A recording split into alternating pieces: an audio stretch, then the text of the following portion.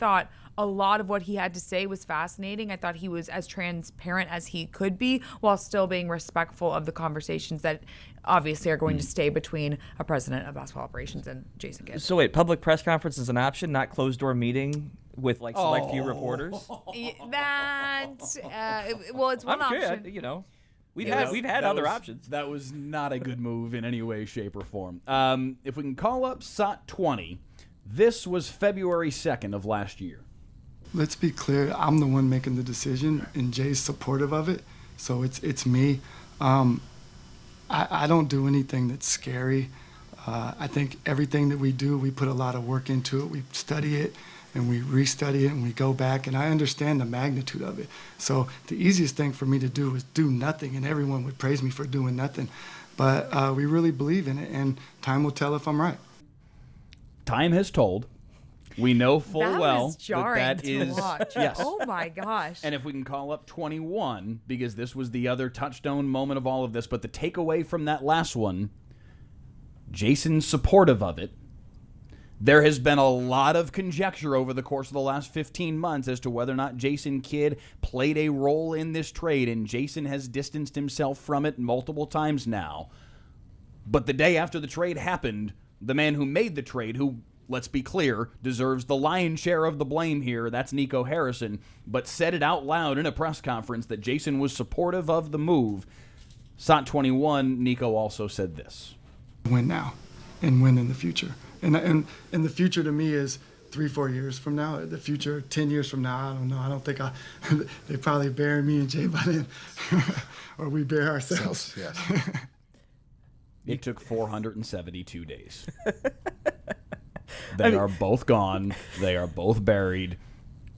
And as I said to start the show, the healing now it kind of feels like almost just begin.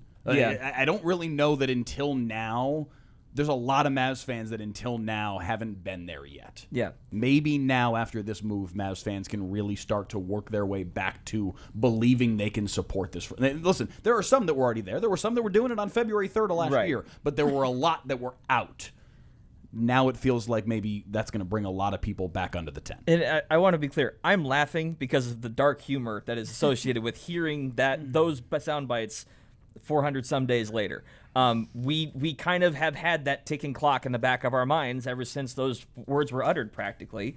And I think it's telling almost looking at Jason Kidd's face throughout all of that, because it's Nico speaking, but you can see how physically uncomfortable Jason was in that moment. And even in that press conference, Nico started off with kind of like an offhand comment on like, wow, a lot of people here.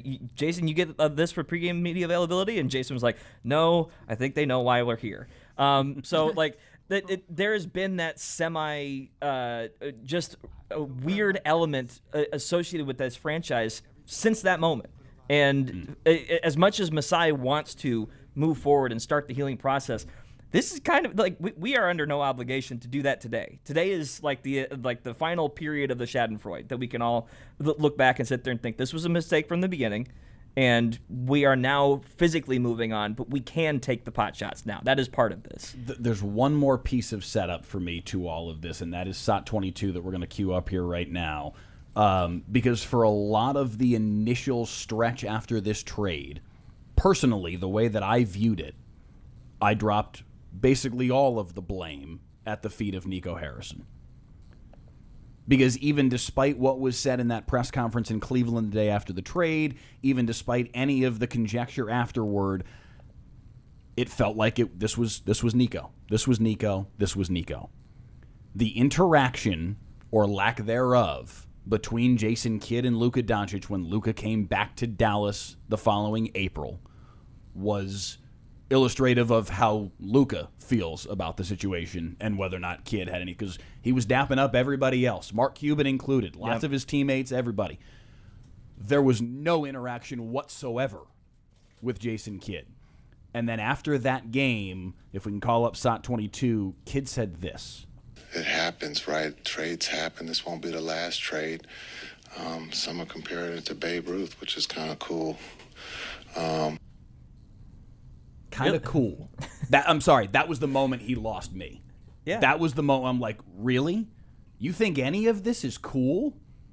What part of this is cool? What part of being compared to trading Babe Ruth is cool? And again, just to make sure people, because again, maybe there's someone out there that doesn't understand what the Babe Ruth trade was, right? That has to be put. Babe gets traded from the Red Sox to the Yankees, and it starts an 86-year title drought. Like, to be compared to... The Curse of the Bambino. It literally has a name that is stuck in sports lore. Like, it is the one thing, if you're going to compare anything to, that is like, please, dear God, never be in the same sentence with. And now Kid is like, yeah, I'm a sports fan. It'd be around a trade with similar magnitude. That's kind of cool. No, there was nothing cool about it. And to be, let's put it this way. Would Mavs fans sign up for an 86-year drought? Like the next time they're going to win a title is, what was that? 25 is when it happened. So just quick math, 2091? But just going from their last championship, it was like the 86-year championship drought. Was part of it. Now, they did win just prior to the trade. They won in 1918, and then I think it was either 19 or 20 when the trade was made, so it was a little closer. But just to go 86 years plus 2011, you're talking 2097? Yeah. We will all be gone. Yeah. They will have buried all of us by then. Probably. Physically, not literally. Yeah. Seriously. It's painful to listen to anything around that time, and it was necessary for all of these reasons for this franchise to move on.